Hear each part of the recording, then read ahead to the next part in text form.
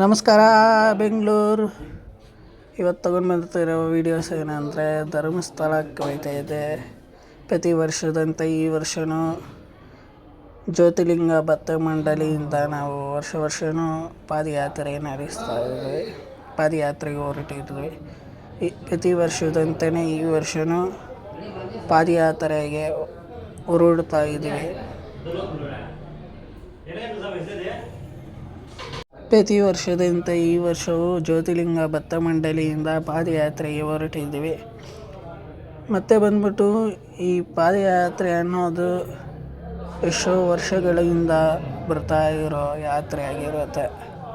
ನಮ್ಮದು ಈ ವರ್ಷ ಬಂದ್ಬಿಟ್ಟು 41ನೇ ವರ್ಷ ಆಗಿರುತ್ತೆ.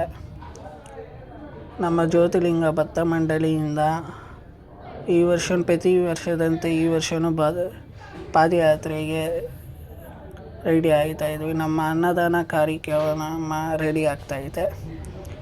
ಅನ್ನದಾನ ನಡೀತೈತೆ. ಪ್ರತಿ ವರ್ಷದಂತೆಯೇ ಈ ವರ್ಷವೂ ಸ್ವಲ್ಪ ಅದ್ಧೂರಿಯಾಗಿ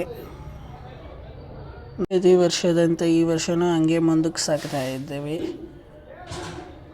ಇದೇ ಆಗಿರುತ್ತೆ ಜ್ಯೋತಿರ್ಲಿಂಗ ಭಕ್ತ ಮಂಡಳಿ ಹಿರಿಯಾಗಿರುತ್ತೆ ವಾಸವ ಸ್ಥಳ.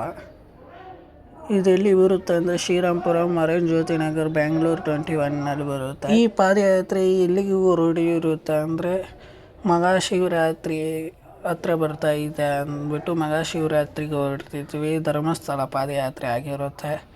ಪ್ರತಿ ವರ್ಷದಂತೆಯೇ ಈ ವರ್ಷವೂ ಮುಂದಕ್ಕೆ ಸಾಗಬೇಕು ಅಂತ ಸಾಗ್ತಾ ಇದ್ವಿ. ಮತ್ತು ಬಂದ್ಬಿಟ್ಟು ಈ ವಿಡಿಯೋಸ್ನಲ್ಲಿ ಏನು ತೋರಿಸ್ತಾ ಇದ್ದೀನೋ ಪ್ರತಿ ವರ್ಷದಂತೆ ಈ ವರ್ಷವೂ ಅಲ್ಲೂ ಅದ್ಧೂರಿಯಾಗಿ ಮಾಡಿಬಿಟ್ಟು ಅನ್ನದಾನ ಕಾರ್ಯಕ್ರಮ ನಡೀತೈತೆ. ಮತ್ತು ಈ ಯಾತ್ರೆ ಬಂದ್ಬಿಟ್ಟು ಧರ್ಮದಿಂದ ನಡಿಬೇಕು ಅನ್ನೋ ಇದರಿಂದ ಎಲ್ಲನೂ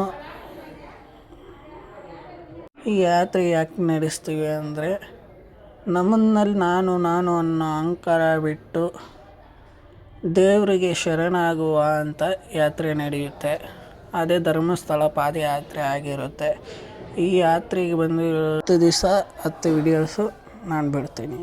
10 ವೀಡಿಯೋಸ್ ಮಾಡಾಕ್ತೀನಿ ಧರ್ಮಸ್ಥಳನಲ್ಲಿ.